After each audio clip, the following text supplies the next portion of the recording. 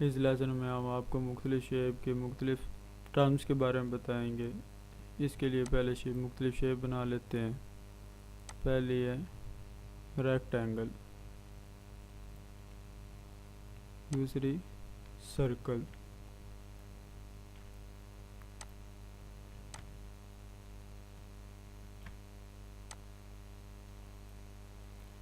तीसरी polygon,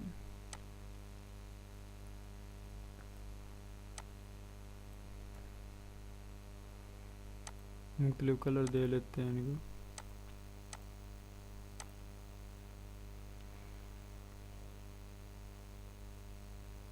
first of all इनका आता है,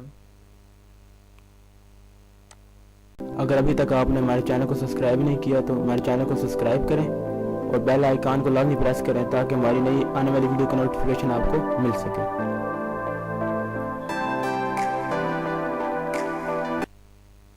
रिसाइज हैंडल।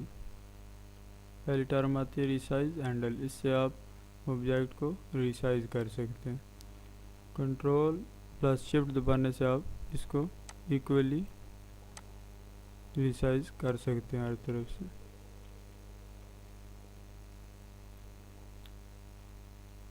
सर्कल के भी रिसाइज हैंडल वही होते हैं।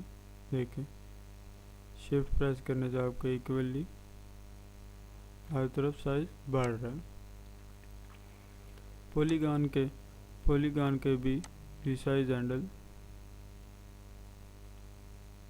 शिफ्ट दबाने से इक्वली आपका हर तरफ बढ़ेगा।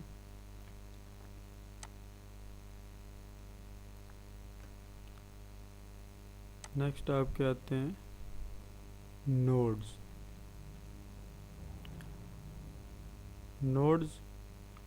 आपको नोड सेलेक्ट करने के लिए आपको शेप टूल पे क्लिक करना है। ये आपके नोड से आप इसके किनारों को कर्व कर सकते हैं।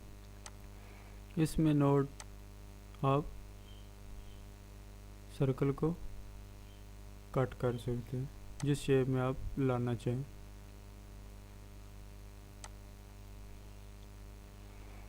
इसमें आप नोड से मुख्तलिफ किस्म की शेप बना सकते हैं।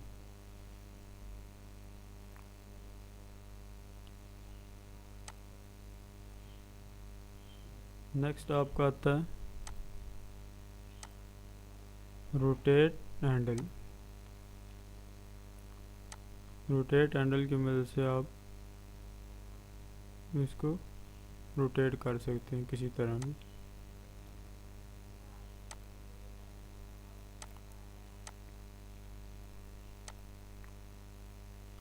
एक बार क्लिक करने से आपके रिसाइज हैंडल आ जाते हैं। दोबारा सेकंड क्लिक करने पे आपके रोटेट हैंडल आ जाते हैं। इससे आप रोटेट कर सकते हैं।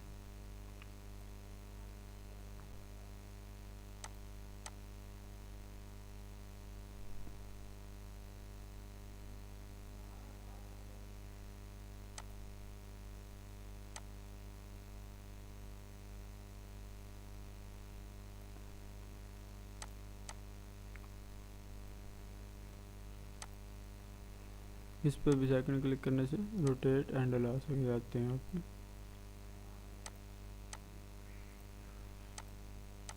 ये तो आपके रोटेट हैंडल।